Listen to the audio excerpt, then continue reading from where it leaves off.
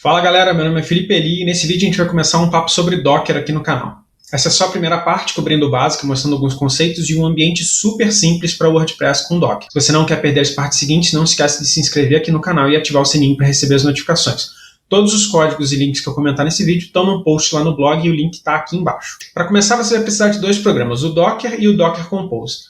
O Docker é o programa que realmente tem a funcionalidade, que sobe os ambientes e tal. O Docker Compose é um programa bem pequenininho que você vai precisar instalar só para poder gerenciar esses ambientes do Docker através de um arquivo de texto. O Docker Compose vale super a pena porque com ele a gente consegue manter esse arquivo de uma forma organizada, ao invés de chamar o Docker através da linha de comando com 1 milhão de parâmetros. Então, vale super a pena. Outra coisa importante é que se você estiver usando o Docker no Linux, dê uma olhada nessa página de passos pós-instalação.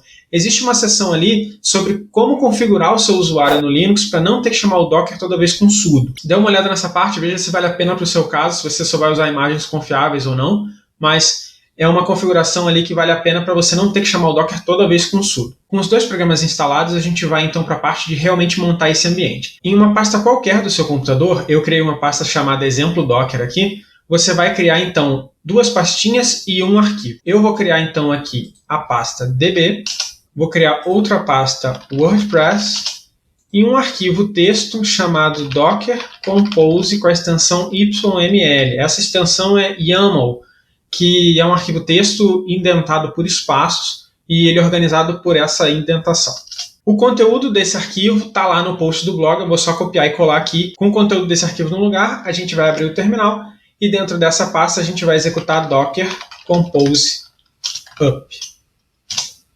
Da primeira vez que vocês executarem esse comando, o Docker vai baixar uma série de coisas. Da segunda em diante já vai ser bem mais rápido e ele só vai realmente ativar o ambiente. Vocês vão ver que essa saída aqui no terminal tem uma dinâmica bem rápida, mas quando ela der uma aquietada, provavelmente é porque o ambiente já está no lugar. Aí você vai no teu navegador e acessa localhost 2.8080. No localhost 2.8080 você vai ver que tem uma tela de instalação padrão do WordPress. A gente vai instalar ele aqui e instalar um plugin para eu mostrar para vocês o que acontece com aquela pastinha lá.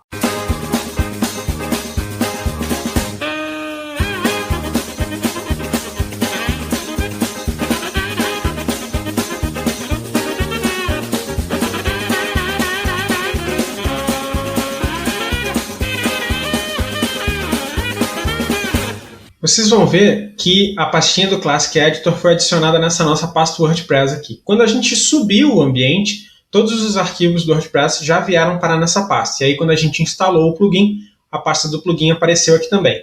A gente vai matar o ambiente aqui apertando Ctrl C, e isso vai fazer com que o Docker desative o ambiente, para a gente poder dar uma olhada então naquele arquivo Docker Compose YML que a gente criou. Nesse arquivo a gente tem duas grandes partes. Como a gente sabe, o WordPress precisa de um servidor de arquivos e de um servidor de bancos de dados para funcionar.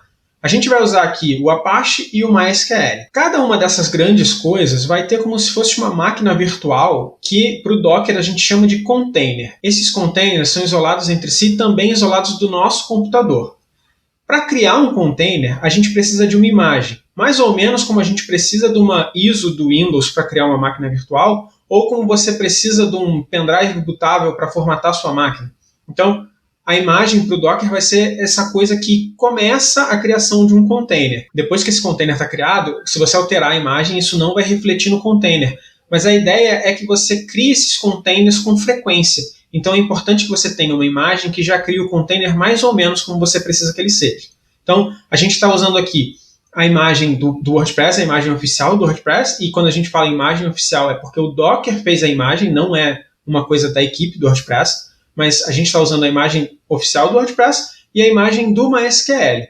Essas duas imagens, então, criam dois containers, cada imagem cria um container, e com o servidor de arquivos, né, e o banco de dados. O Docker até faz um cache dos containers, mas depois de algum tempo esse cache vai embora ou acontece alguma coisa e você perde esse container. Então, é importante que você tenha algum mecanismo de persistir as coisas dos containers para quando você subir aquele container de volta, ele já tenha as informações que você precisa. Para isso, existem os volumes. Os volumes são como se fossem depara do container para a sua máquina. Então, a gente tem aqui, por exemplo, na do WordPress, eu tenho aqui essa minha pasta WordPress, está mapeada com a pasta var www.html desse servidor Apache que está rodando no container. Então, tudo que eu alterar na minha pasta WordPress, eu vou alterar nessa pasta do container. E tudo que for alterado na pasta do container também vai alterar a pasta WordPress do meu computador. Vocês viram que quando a gente subiu o site, aquela pasta já estava com a instalação do WordPress, e quando a gente instalou o plugin, a nossa pasta já apareceu a pastinha do plugin ali dentro. Isso é porque esse volume está mapeado para tudo que acontece dentro do container também acontecer no nosso volume. A mesma coisa para o container do MySQL. A gente quer que essas tabelas, a gente usou a imagem do MySQL para subir o container, mas a gente quer que esse container, quando ele suba,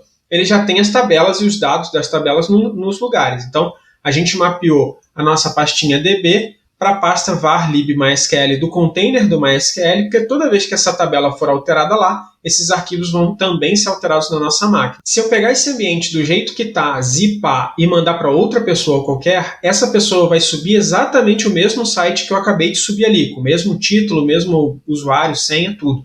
Por quê? Porque as tabelas do banco de dados vão estar dentro daquela pastinha DB e o plugin que eu acabei de instalar também vai estar dentro da pastinha plugins ali. Então a gente viu imagens, que é o que serve para a gente construir um container. A gente viu container, que é essa maquininha virtual aí, essa coisa isolada para cada uma das aplicações que a gente vai usar do nosso site.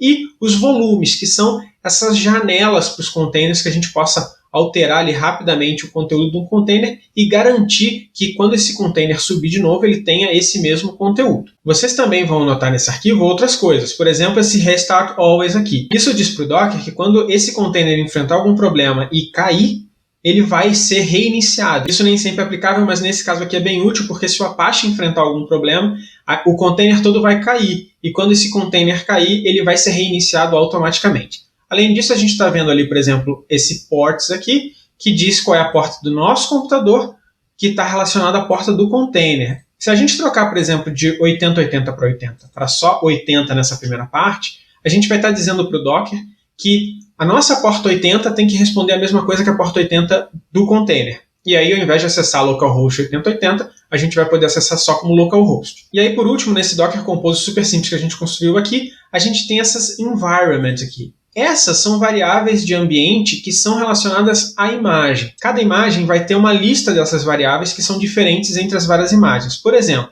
na imagem do WordPress, a gente está informando quais são os dados de conexão com o banco de dados. Que vocês estão vendo aqui, o dbHost, por exemplo, é db, exatamente como o nome do container aqui embaixo. E aqui na imagem do MySQL, a gente está vendo quais são os dados que vão ser usados para construir o banco de dados em si. Então, toda vez que a gente subir esse container, essa imagem vai ver se essa database existe ou não, e se ela não existir, ela vai criar a database com usuário, senha e relacionar as duas coisas. Esse aqui é só um gostinho do que o Docker e o Docker Compose podem oferecer. Existem um zilhão de outros parâmetros que esse arquivo suporta, mas a lista completa está lá na documentação oficial do Docker e do Docker Compose para vocês olharem. Nessa parte a gente entendeu um pouco mais do básico do Docker, então na próxima parte a gente vai evoluir esse ambiente para ter, por exemplo, outras ferramentas como o PHPMadmin, que é bem útil na hora que a gente está desenvolvendo. Não se esqueça de assinar o canal e ativar o sininho para receber as notificações. Não esquece de deixar um curtir aqui no vídeo e compartilhar com seus amigos. E até a próxima semana. Tchau!